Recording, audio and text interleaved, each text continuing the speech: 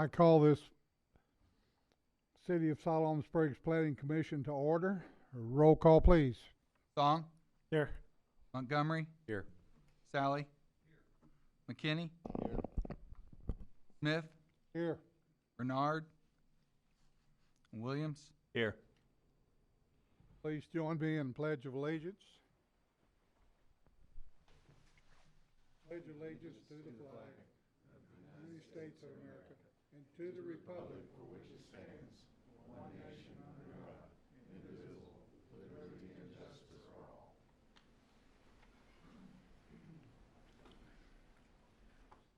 Thank you very much. Approval of the minutes. Commissioners, you've all received copies of the minutes from our February 22nd meeting. Are there any changes to those minutes? Hearing none, I'll entertain a motion. So moved. I have a motion from Song to approve the minutes. Do I have a second? Second. A second by Sally. All in favor? Aye. Aye. Minutes are approved. Our first item on the agenda tonight is a significant development permit SD 2202. Mr. Rhodes. Yes, thank you, Mr. Chairman and Planning Commission. Ben Rhodes, Senior Planner. What you're considering this evening is a significant development permit. It's at 3505 Highway 412 East. This is just north of Freddy's Frozen Custard. And the proposal is to build a 3,657 square foot restaurant that will have drive-through service. The significant development's required because the site's over 20,000 square feet of paving. So here you see the proposed site plan, and I kind of will walk you through that. So again, this is north of Freddy's. There's a private drive that runs east-west. Starbucks is right there. You will be coming in basically on the east side. There will be angled parking, and anyone that would desire to get drive-through service would just continue all the way around, and then the drive-through pickup window will be facing to the west. And then vehicles would then come back out and exit out on the southern drive there, kind of in a counterclockwise movement. There's also ability for cars that if this first part of the parking is filled up, you can cut across and then come back down. There will be a little drive entrance right in front of the building, so that you don't have to loop around to the rear to get to the west side parking. Here is the landscape plan. Pretty straightforward. Just they're required to put in the trees within the islands. The green space buffering is actually on the south side of that driveway, because the lot does include that private drive as in the lot proper. This is not a public street or anything like that. So their green space is actually on the south side of that driveway. They also have the required buffering, landscape buffering along the side of the drive-through per code to prevent additional light and that type of thing from the headlights from shining out onto the neighboring property. Here is what the property looks like from your aerial view. Kind of gives you a better context of the area and kind of where this would fit in relation to Lowe's and the restaurants and other buildings out along the Highway 412 frontage. And of course you have Simon Sager on the right-hand side there. And then renderings of what this will look like. As you can see from the name there, it's a pizza restaurant. And then, of course, the site as it appears today. Staff is recommending approval. We have two needed conditions.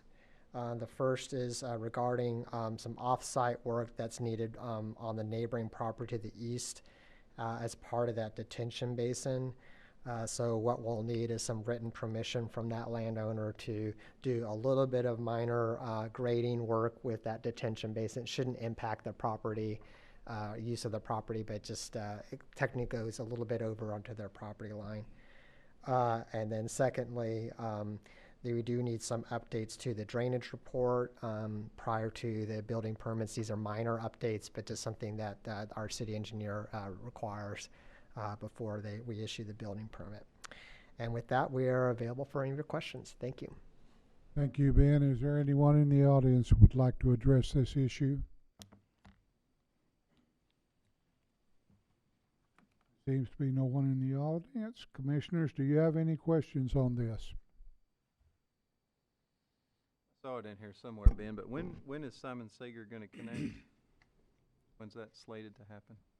I believe they're working on the final segment now, so I would think by mid-year, roughly. I'm getting the nod from Justin, so yeah. Any other questions or concerns? Hearing none, I'll entertain a motion. I'd make a motion to approve SD 22-02, subject to staff-approved conditions. Do I have a second? Second. I have a motion by McKinney to approve and a second by Williams. Roll call, please. Sally, Yes. McKinney, Yes. Smith, Yes. Williams, Yes. Song, Yes. Montgomery. Yes. Motion is approved. This will go before the board on April the 5th. Next item on the agenda, significant development 22-03. Mr. Rhodes. Yes, thank you again, Mr. Chairman and Commission. So what we're looking at is the Simmons Foods facility at 1113 East Ashley Street. This is the facility that I believe got built around 2014 or so there. What they're proposing is an addition of 29,500 square feet cooler that would be added to the facility. And also creating some new truck parking in the area as this area kind of gets reorganized for additional truck traffic. So here is the site plan. We have the cooler proposal that's coming in here. This is on the southwest corner of the building. There currently is a driveway that comes into this parking lot on the left. That will be going away, as well as the drainage that's in that corner, which will be relocated further west on the same site. And then in addition to that, there's also proposal to add additional parking for the trailers. It's actually not a parking lot, but really more of a storage yard for the trailers for semi-trucks when they're not in use by the facility. So here is just the same site plan, but just showing you specifically the areas that are being added.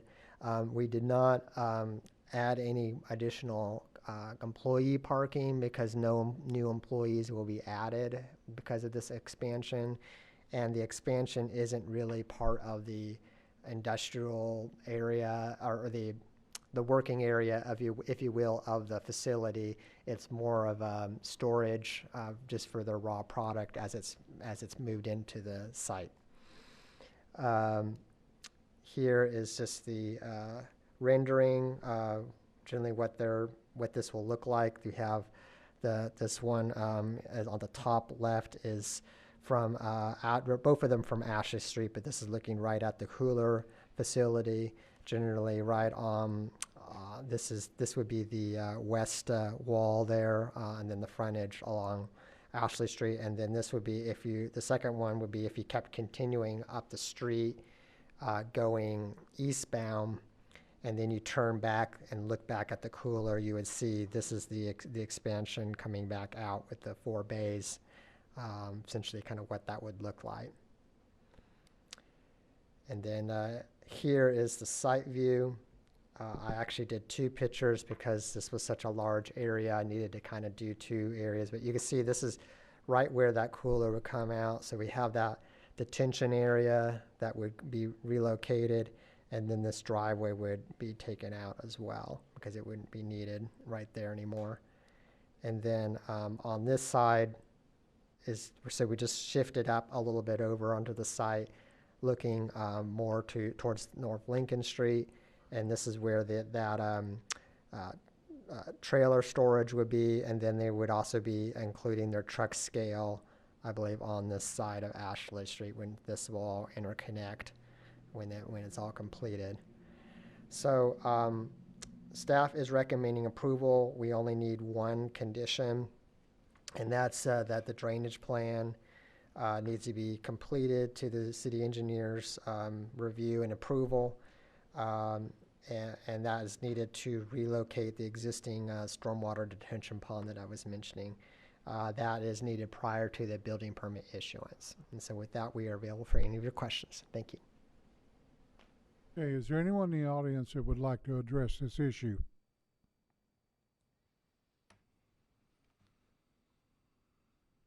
Guys are making it too easy on us. Anything from the commissioners? Yeah, Mr. Chairman. Ben, on the parking lot side where all the trailers are, I mean, that's more on the North Lincoln side. Are there any kind of landscaping requirements, trees or fencing or anything that separates the view of those trailers from a pretty heavily traveled road in the city? Well, they will have fencing along the sidewalk. I believe it's a chain link fence. Is that correct? Yeah, chain link fence. It's not considered a parking lot per se because parking lots are for motor vehicles. So they're for how we define that as any vehicle you can get into, get a key, and drive off of it. These are going to be standalone trailers that are detached from the cabs of the trucks, so they're not really going to be functional as vehicles per se. It's really essentially a storage yard. So when you put it into that category, a lot of the landscaping and things of that don't really come into play as much. So that's kind of where we're at with it. So it just becomes just kind of a blank space. Yeah. I mean, it just doesn't fall into that category as a parking lot.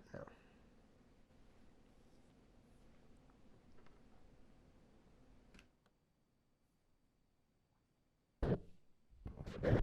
Hey, on our drainage, is this something we've done before? I don't know that we've done it since I have been here in terms of kind of fast tracking and approval and letting the city approve the drainage plan. Justin Bland, city engineer. It's not something we do very often. And it just to kind of give you guys a little bit of reassurance, I've been working with him on this plan. It's just that it's not kind of been finalized just yet. But allowed them to do this. We've worked through some concepts, but it kind of keeps their project on track without doesn't delay the project. But then it lets us get this thing resolved here, hopefully in the next month or two, before the building permit's issued. I guess my concern is, frequently, as you all know, the hot topic of development is where's the water going, and are we putting an unnecessary burden on the city staff by asking you all to do this in such a manner? I mean, is that something you're comfortable doing? It is, yes, and we've worked through this before. I'm not expecting any surprises on this. It's just kind of the formality of getting the report and the plans done. But we kind of worked conceptually through this, so I think it's going to work out just fine. So. Say so. I'm good. Any other questions or comments or concerns? Hearing none and seeing none, I'll entertain a motion.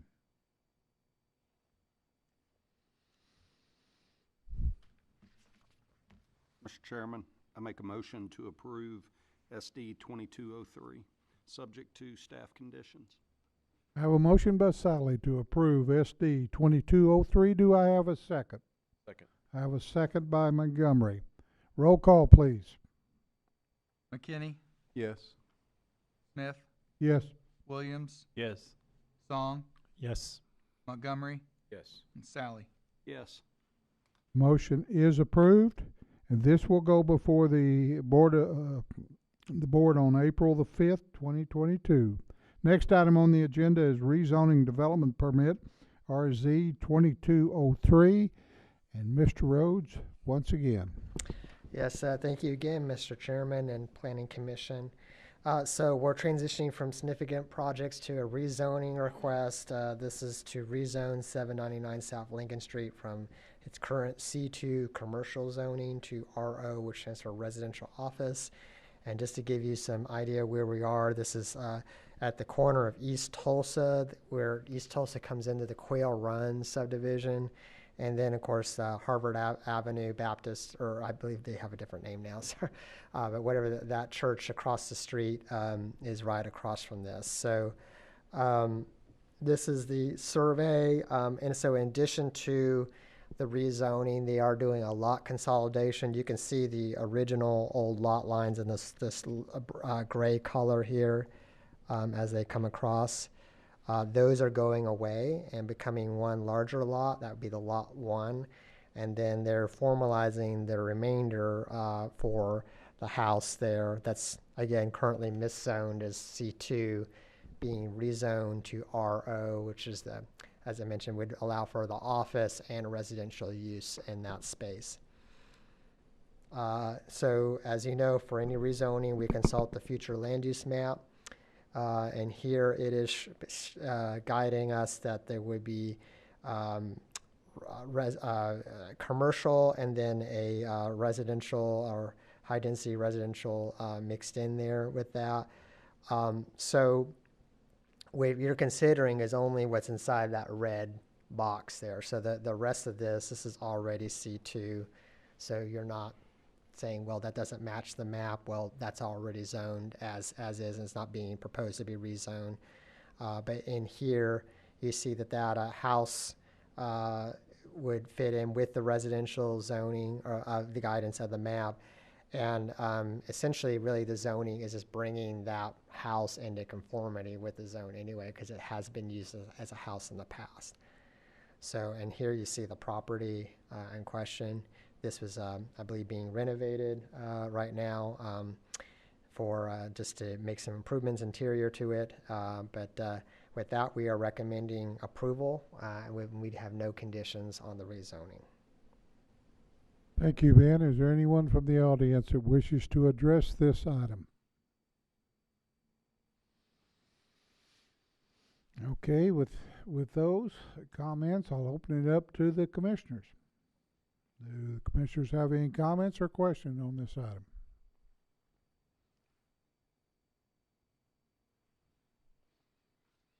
Okay, with all those comments, I'll entertain a motion. Mr. Chairman, I move that we approve the rezoning development permit RZ 22-03. I have a motion to approve RZ 2203 by Song. Do I have a second? Second. I have a second by Sally. Roll call, please. Smith, Yes. Williams, Yes. Song, Yes. Montgomery, Yes. Sally, Yes. McKinney. Yes.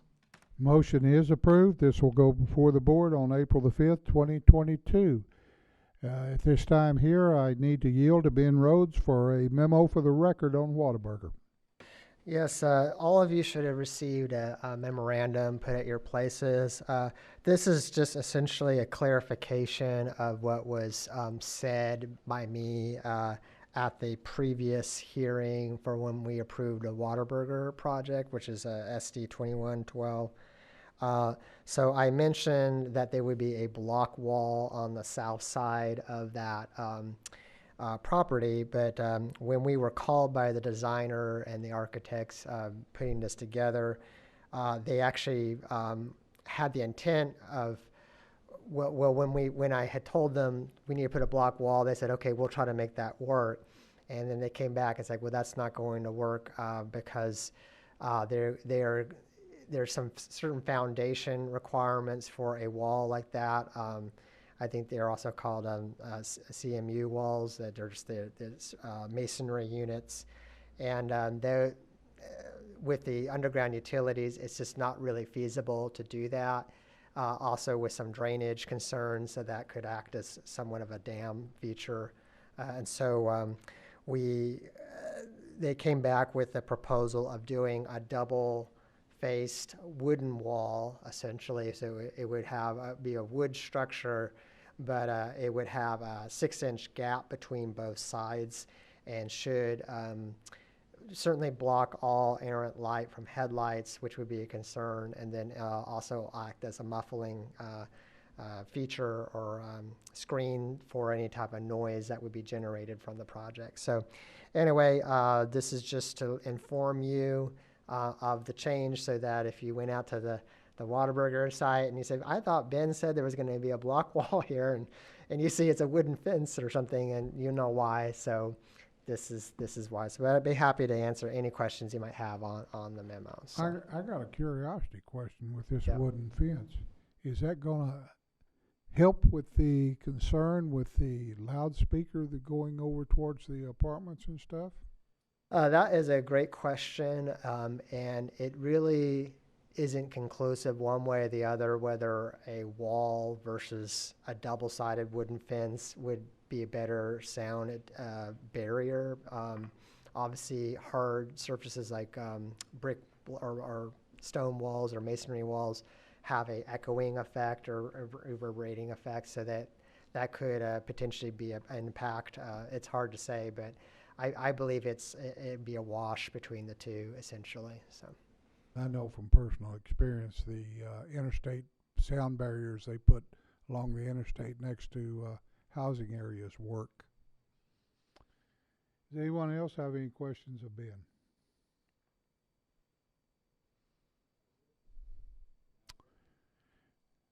Yes, we'll let you come up and come to the microphone, give us your name, your address, and we'll give you 3 minutes. Jonathan Barnett, 604 Hickory Lane, Siloam Springs. I just thought I'd pass some information on to you, just as being curious. But I bought this corner back in 1982. I bought all that land out there, and I'm the one that put the easement back there behind that you get off on Highway 16. I'm the one that designed the easement. And Don Leach and Dean Kearns at Dayspring and then I built the Western Citizen Steakhouse where the Sem Brew is now, and developed all that. And in 1982, there was nothing else out there in the business community of Siloam Springs. Said I was crazy to put a restaurant out there on that side of town because it wasn't going to be developed. And look at it now. I just thought I'd throw that in there, but that easement was put in by me, and all that originally, all the infrastructure, I put it in. But if something goes wrong, we can blame you. Okay, that completes our regular items. Next item up, you were all given an update of the city comprehensive plan, and you've got a list of the staff approved permits. Are there any comments on the staff approved permits that may need to be addressed? With all those comments, I'll entertain a motion. Motion to dismiss. I have a motion from McKinney to adjourn. I got a second? Second. Second by Williams. All in favor? Aye. All opposed? This meeting is adjourned.